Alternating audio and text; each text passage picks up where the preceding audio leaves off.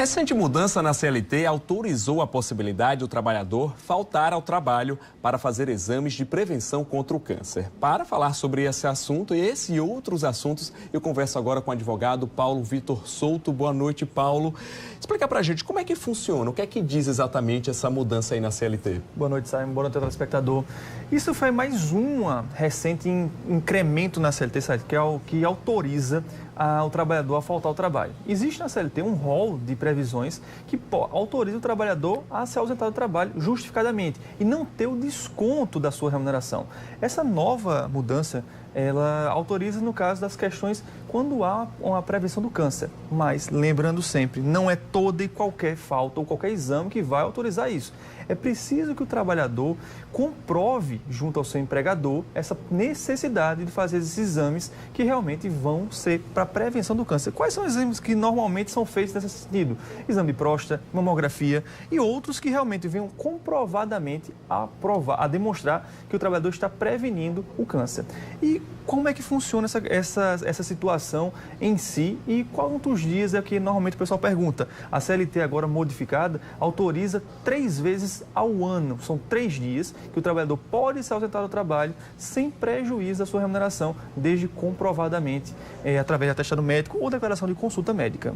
Tá certo. Agora essa mudança já tá em vigor? A gente sabe que a lei foi sancionada, mas tem um prazo para entrar em vigor ou já está valendo? Se o trabalhador precisar fazer um exame, semana que vem ele já pode? Já pode sim, porque a própria lei que alterou a CLT, ela já estipulou expressamente que ela entre em vigor na data da publicação, ou seja, houve a sanção da lei e ela já está vigorando de forma irrestrita. Então, todo e qualquer trabalhador que efetivamente comprove essa situação pode sim se ausentar do trabalho.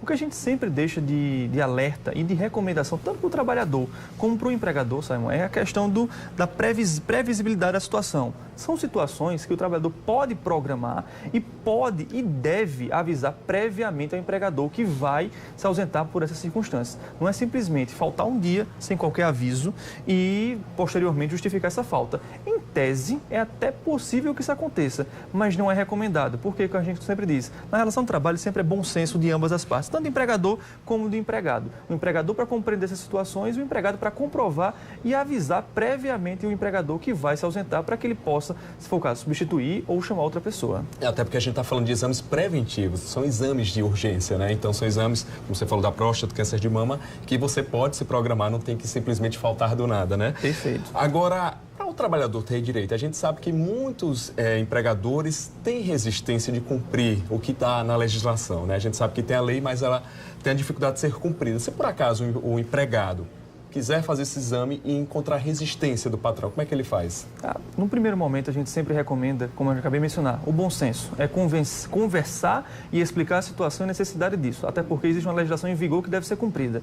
Entretanto, se houver essa resistência e não houver uma compreensão do empregador, até mesmo em cumprir a própria legislação, ele pode simplesmente procurar o Ministério do Trabalho e Emprego, o Ministério Público do Trabalho e fazer denúncias para que haja fiscalização junto à empresa, para que essa situação seja devidamente comprovada e apurada pelos órgãos competentes para a fiscalização. Bom, a gente está falando aí dessa possibilidade de faltar, né, com essa mudança da lei para fazer esses exames, mas que outros casos o trabalhador também pode faltar e vai estar coberto aí pela lei e não vai ter uma falta no contra-cheque? Sempre recomendo, a legislação é muito ampla, mas é importante que o trabalhador até se informe. Entre no próprio site do Planalto, que tem toda a legislação. O artigo 473 da CLT tem um rol de diversas situações que prevêem essa possibilidade do trabalhador se ausentar e não ter o desconto dessa remuneração. Para exemplificar aqui alguns casos que é autorizado o trabalhador faltar e não ter esse desconto. Fazer o alistamento eleitoral, ele pode se ausentar ao trabalho justificadamente, comprovando que compareceu ao distrito eleitoral. Em caso de casamento, é possível sim que se falte ao trabalho justificadamente por 3 dias.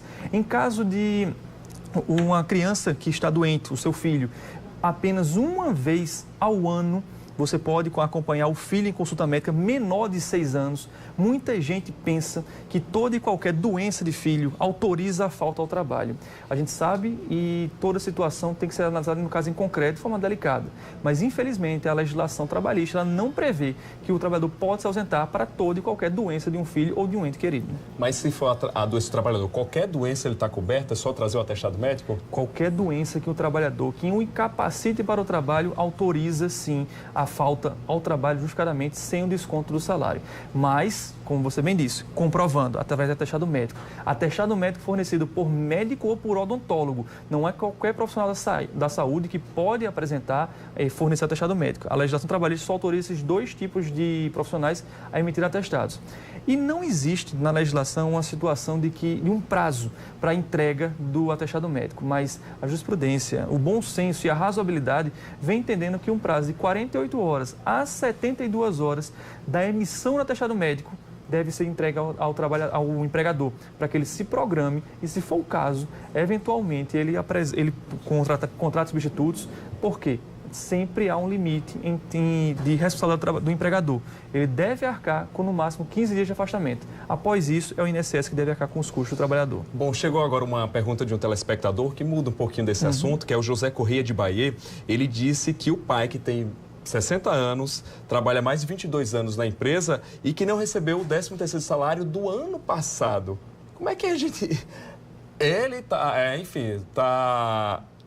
está infringindo a lei aí, a empresa, né? Ou seja, não pode ter um limite para pagar o 13º salário. O limite deste ano é hoje, dia 20 de dezembro. Então, assim, do ano passado ele já está um ano em atraso. Certamente ele pode procurar o Ministério do Trabalho e Emprego, o Ministério Público do Trabalho, fazer denúncias, já que realmente, nessa circunstância, há um lapso demasiado no cumprimento disso aí. E se realmente não surtir efeito essas fiscalizações, ele pode procurar um advogado de sua confiança e, eventualmente, reclamar esse direito na Justiça do Trabalho. E ele tem direito a uma multa, por exemplo, por esse atraso? Como é que fica esse direito dele? As multas, nesse caso, Simon, são multas administrativas. O Ministério do Trabalho, em fiscalizações, vão aplicar multas ao empregador, mas não é revertida diretamente para o trabalhador.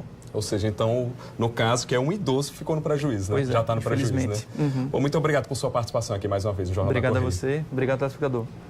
Ok.